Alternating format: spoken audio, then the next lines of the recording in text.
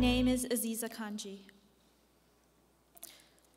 On Sunday, January 29th, Alexandra Bissonnette opened fire in a mosque in Quebec, killing 6, wounding 19, leaving 1 in a coma, and 17 children without fathers. Azadeen Sufyan, Khalid Belkacemi, Abu Bakr Tabti, Abdul Karim Hassan, Mamadou Tanubari, Ibrahim Abari. These are the names of the men, the fathers and husbands and brothers and sons whose lives were taken that night.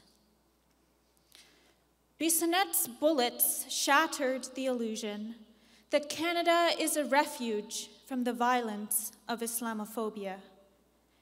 In this country, Muslims have been harassed in the street and profiled at the border. We have been put on watch lists and no-fly lists and renditioned to torture. And on a cold night in January, 6 members of our community were killed in an attack on a mosque. Prime Minister Justin Trudeau called this act of violence senseless, but the truth is that the shooting in Quebec was neither incomprehensible nor unpredictable.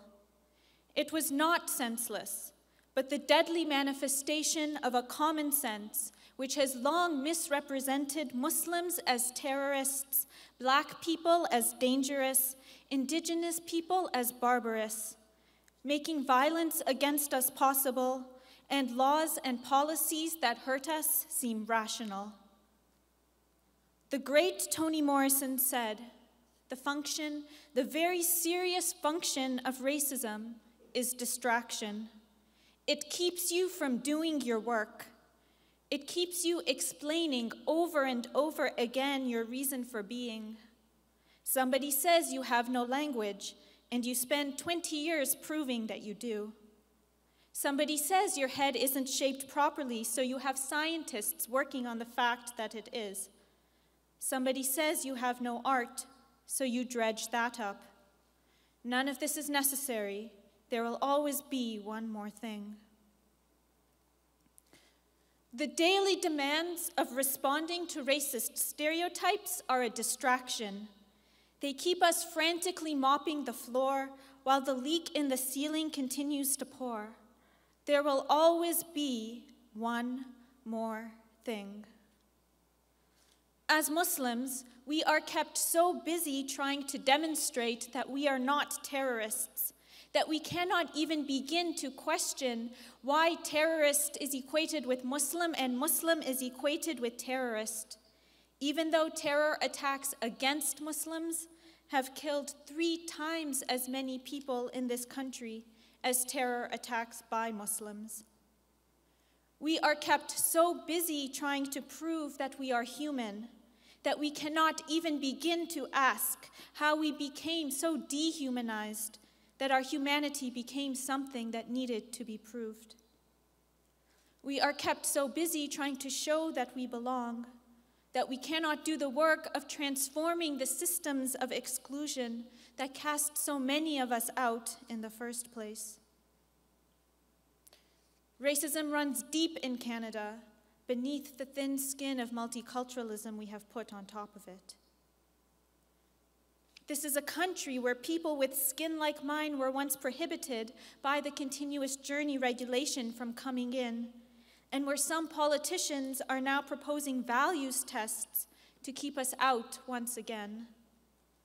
This is a country where thousands of Black humans were once enslaved until slavery was made illegal in 1834, and where Black people are now still over-incarcerated and underpaid and killed by the state too often with impunity.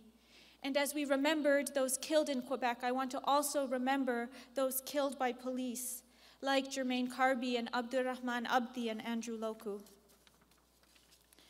This is a country where Indigenous nations were decimated and displaced from their lands so that Canada could be built on them, and where government policies continue to dispossess Indigenous nations of their territory and deny them their sovereignty and relegate them to poverty. Canada 150 cannot only be a celebration, but must also be a reckoning with 150 years and many more of racial colonization and marginalization and expulsion and exploitation. We cannot hope to construct a better country on unjust and unequal foundations. We cannot imagine a different future until we see the country from the perspectives of those written out of its official past. We are inhabiting the imaginaries of those long gone before us, the legendary Angela Davis said recently. We are inhabiting the imaginaries of those long gone before us, and one day others will live in the world we imagined. So I ask you, what kind of world do we want to imagine and bring into being? A world where justice and equality are our reality and not only our mythology. A world that so many brave women and men have long struggled for, and that we can see coming to life in the ashes of the shooting in Quebec and Donald Trump's presidency in the US.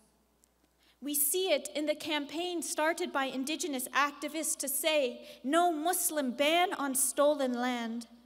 We see it in the days of action against racism organized last month all across Canada, when thousands took to the streets to protest Islamophobia and anti-Black racism and policies of deportation. In this time of terror, we are imagining a world where everyone is safe.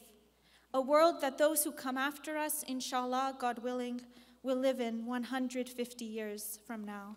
Assalamu alaikum, peace on you all.